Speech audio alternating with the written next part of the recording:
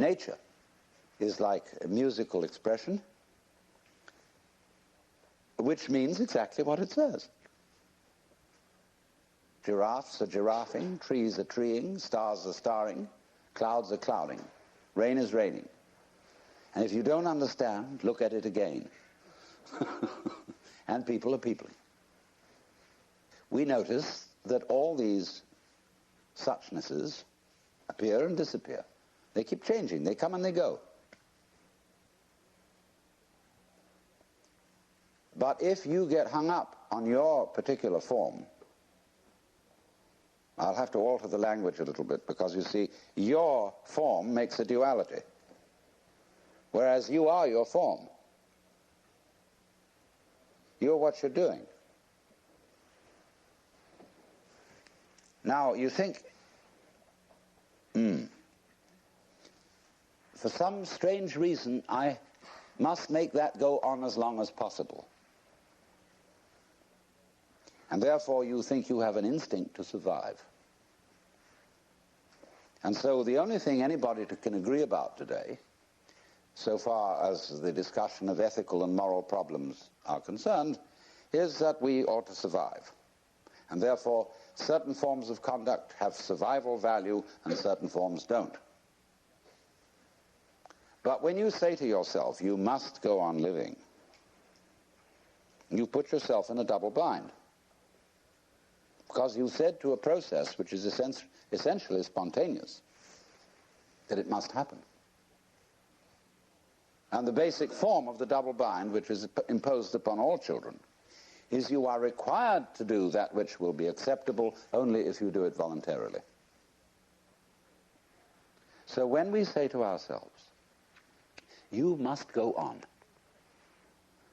the reason is, you see, that we are not living in the eternal now,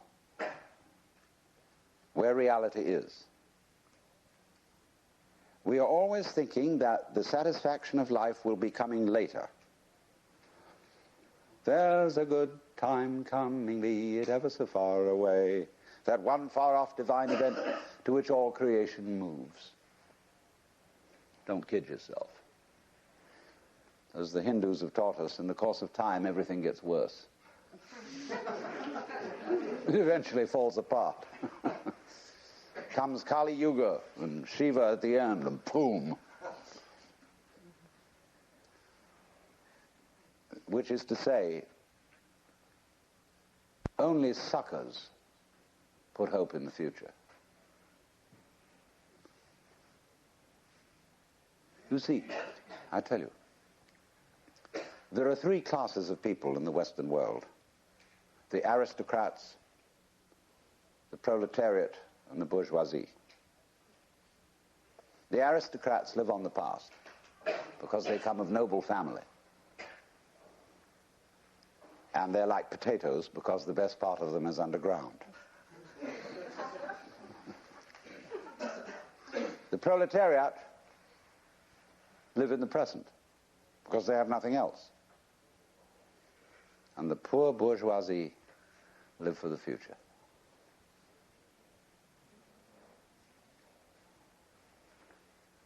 They are the eternal suckers.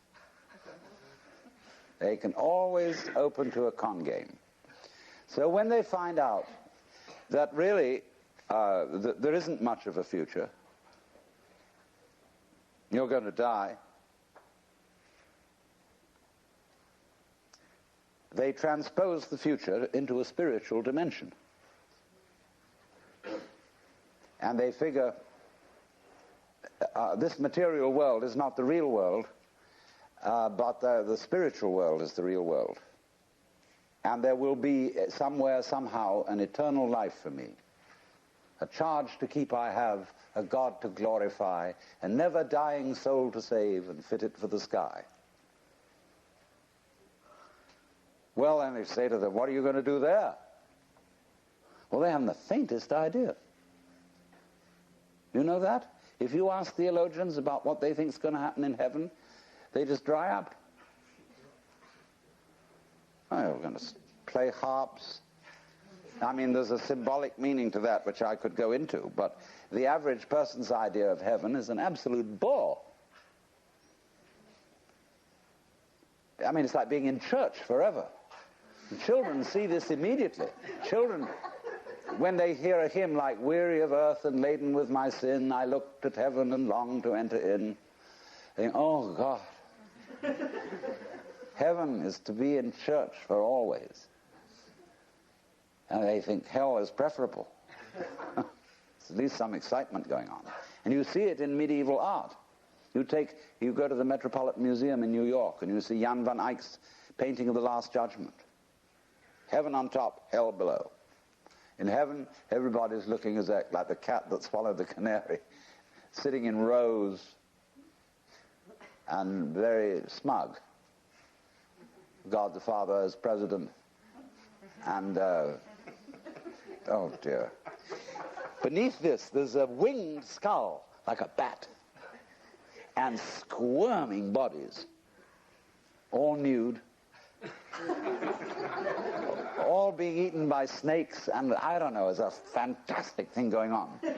But in that, you see, Van Eyck had a ball painting that, because in medieval way, it was the only way you could get away with painting nudes. And sexy scenes, sadomasochistic, see? So that's naturally why hell became much more interesting than heaven. So, therefore, this hope for the future is a hoax. It's a perfect hoax.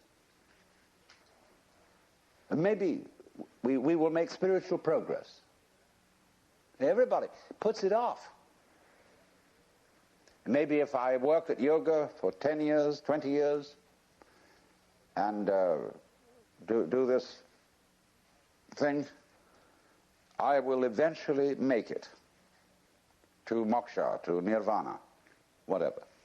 That's nothing more than a postponement.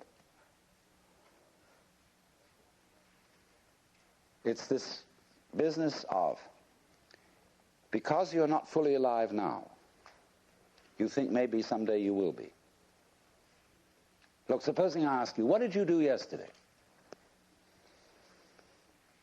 No, what did I do yesterday? In fact, I've forgotten. So, but most people say, well, let me see now. Let me get out my notebook. I got up at 7:30 and I brushed my teeth and I read the newspaper over a cup of coffee, and then I looked at the clock and dressed and got in the car and drove downtown and did this and that in the office and so on, and you go on and on and on, and you suddenly discover that what you've described has absolutely nothing to do with what happened. You've described a scraggly, skeletal, fleshless list of abstractions. Whereas if you were actually aware of what went on, you could never describe it. Because nature is multidimensional. Language is linear. Language is scrawny. And therefore, if you identify the world as it is with the way the world is described, it's as if you were trying to eat dollar bills and expect a nutritious diet. Or eat numbers. A lot of people eat numbers. People play the stock market. They're doing nothing but eating numbers. And they're always unhappy. Absolutely miserable. Because they never get anything. So therefore, they always hope more is coming. Because they believe that if they eat enough dollar bills, eventually something satisfactory will happen. So eating the abstractions all the time, we want more time. Confucius very wisely said, a man who understands the Tao in the morning may die with content in the evening. Because when you understand, you don't put your hope in time. Time won't solve a thing. So when we enter into the practice of meditation, of yoga, we are doing something radically unlike other human activities. Of course, the way yoga is sold in the United States, like everything else, is that it's supposed to be good for you. It isn't. It has nothing to do with anything that's good for you. It's the one activity which you do for its own sake, and not because it's good for you, not because it will lead anywhere, because you cannot go to the place where you are now, obviously. Yoga is to be completely here and now. That's why the word yog means join. Get with it. Be completely here and now. This is the real meaning of concentration, to be in your center. And the Christian word for sinning in Greek is amatanin, which means to miss the point.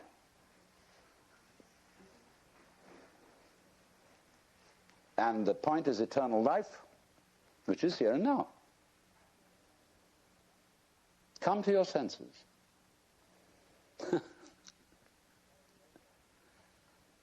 So yoga is defined in Sanskrit, in the Yoga Sutra, yogas chitta vritti nirodha.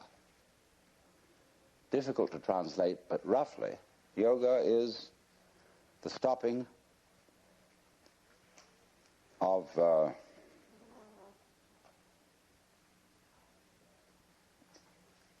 vritti is turning, see, like a wheel, and chitta is consciousness. Turnings in consciousness. In other words, the attempt of the mind to catch hold of itself, which is what we call thinking, worrying. So we could say loosely, yoga is the cessation of thinking. It's not the cessation of awareness, but of symbolizing, trying to touch reality in terms of thoughts, symbols, descriptions, definitions. Give it up. It's not easy because we do it habitually. But until there is silence of the mind, it is almost impossible to understand eternal life, that is to say, eternal now. If you could come to the place where you suspend conceptions. Conceptions in Sanskrit are called vikalpa. And so this state is called nirvikalpa, not conceptual. And this will be basic to everything I'm going to talk to you about. To understand non-verbal reality, non-conceived reality, what I call suchness, tathata. It's really very easy. It's too easy. That's why it's difficult. But that when you are fully aware and not thinking, you will notice some amazing absences. There is no past. Can you hear anything past, incidentally? Can you hear anything future? They're just not there to the plain sense of one's ears. Ears are easiest to begin with. Can you hear anyone listening to something else other than sound, you know?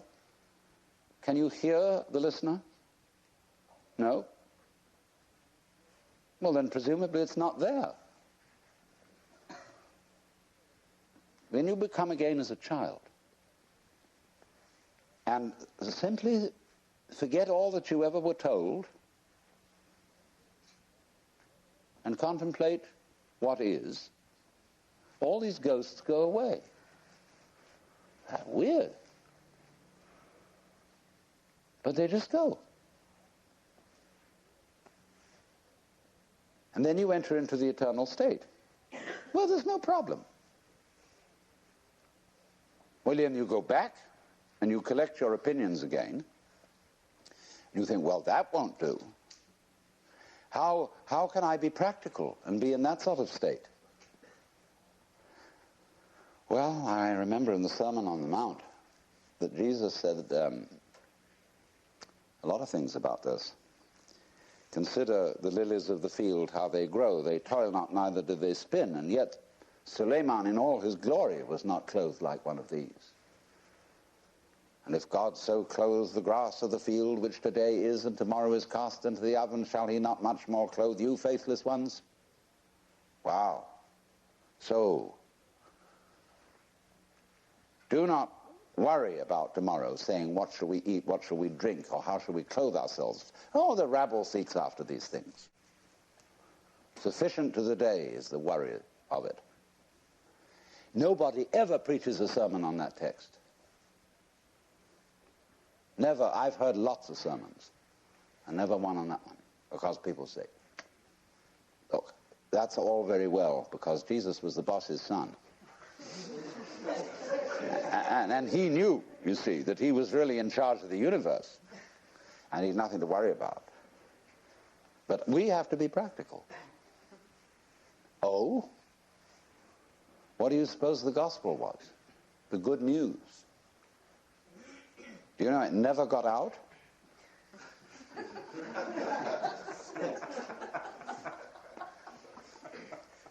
You too are the boss's son. That was the gospel. If Jesus had lived in India, they wouldn't have put him to death, because everybody in India knows that we're all God in disguise. So if he had said, I and the Father are one, in India they would have said, hooray! You know? Lots of people in India know that perfectly well. But here, that's a no-no. Who the hell do you think you are? You own the place? You keep your position. You're just a creature, a critter. It's in the family system, it's in everything. Because they have their own way of doing it in India, because they have a delayed action on it. When you get to be a certain age, and after you've studied long enough with a certain guru, then, and then only, may you realize this.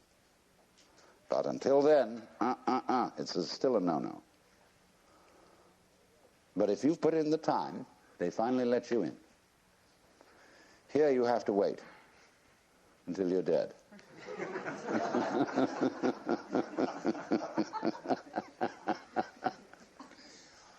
Well, all that's bullshit. The only place to begin is now. Because here's where we are.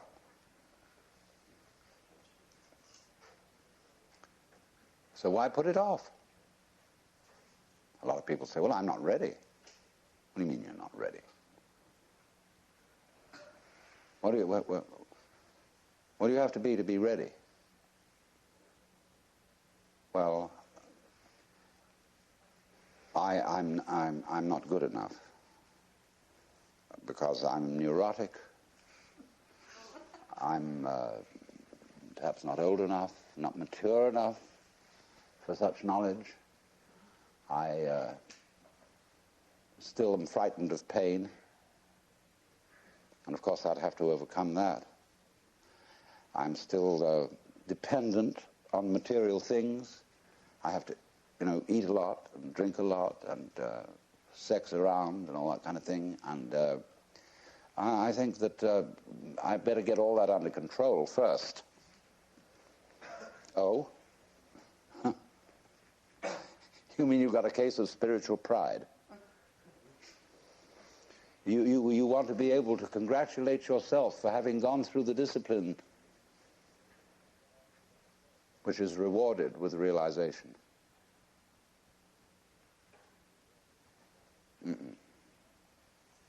that is trying to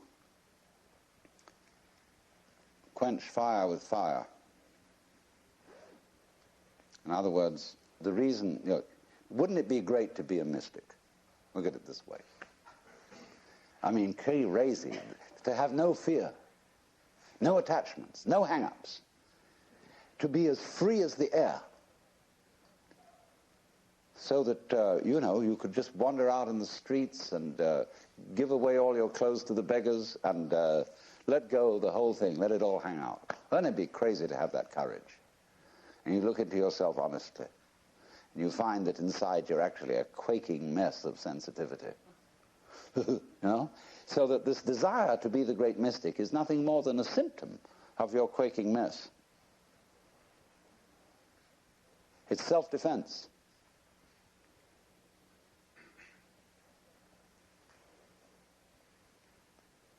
So you think, wow, we'll do that yoga bit, and we'll get real tough. But that only means you're going to be increasingly insensitive.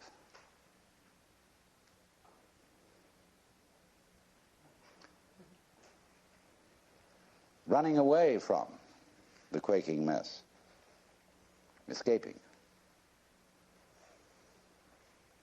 You never can. You're stuck with it. There's nothing you can actually do to transform your own nature into unattached selflessness, because you have a selfish reason for wanting to do it.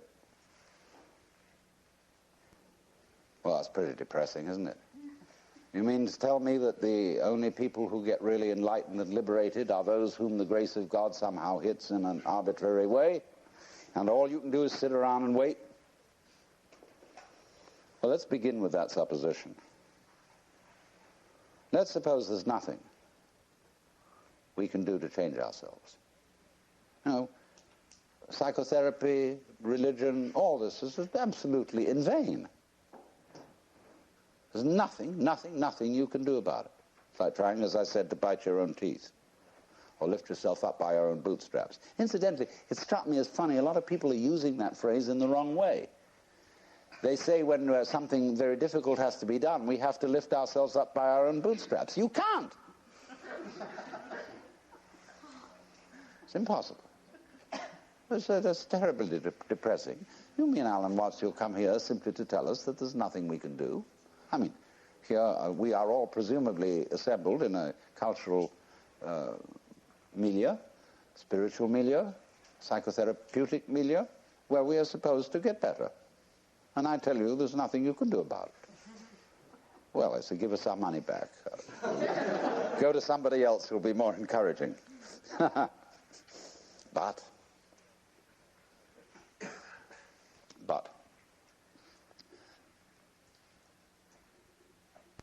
what does it mean that you can't do anything about it?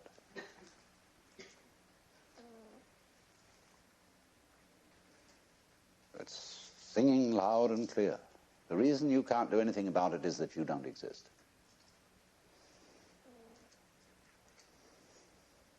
That is, as an ego, as a soul, a separate will, it just isn't there. Well, when you understand that, you're liberated. They say in Zen, you cannot take hold of it, nor can you get rid of it. In not being able to get it, you get it. When you are silent, it speaks. When you speak, it is silent.